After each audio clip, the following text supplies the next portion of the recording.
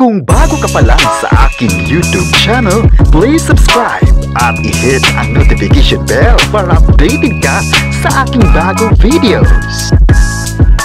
Ivana Alawi nagsalita tungkol sa tanggap na letter. Mga bagong aabangan kay Ivana, alamin!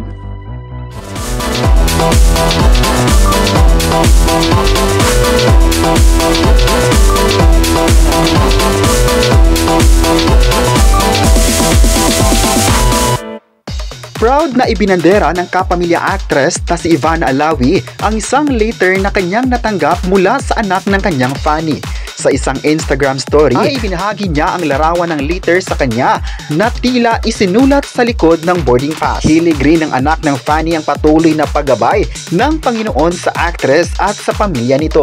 Binati naman ng actress ang kanyang fan sa text ng kanyang story. Base rin sa larawan ay tila nasa loob ng eroplano ang actress, ngunit hindi sigurado kung saan ang destinasyon nito. Matatanda ang mainit ngayon na pinag-usapan si Ivana matapos itong masangkot sa complaint affidavit ng asawa ni Congressman Albi Benitez na si Nikki Benitez. Nagsampa kasi ito ng reklamong vowsy laban sa asawa at nadamay pa ang pangalan ng actress na di umano'y karelasyon ng kongresista.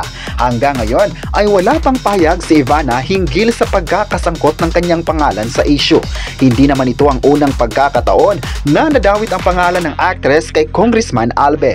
Noong February 2024 ay naglabasan ng chikang di umano'y magkasamang nagbakasyon ng dalawa kasama ang pamilya ng actress. May mga videos rin na nag-viral sa Facebook kung saan makikitang nasa likuran ng pamilya ni Ivana ang kongresista habang nakapila sa airport. Dininay naman noon ng actress ang paratang ng girlfriend niya ni Congressman Benitez. Ayon pa niya, hindi daw siya ang nasabing girlfriend ni Mayor Albi Benitez. Nagkita raw sila nung nagtrabaho sila sa Bacolod at si Albi Benitez raw ang nag-accommodate sa kanya at napakabait nito. At hindi lang siya ang politikong nakilala niya at naging kaibigan. Mainit na tinutukan talaga ng netizen ang isyong magkarelasyon sina Ivana at Albi Benitez. Pero ayon pa sa pahayag ni Ivana, hindi siya ang karelasyon nito. Sa comment section naman ng social media, marami pa rin sa ngayon ang umaasang mayroong magsasalita tungkol sa panig ng dalawa.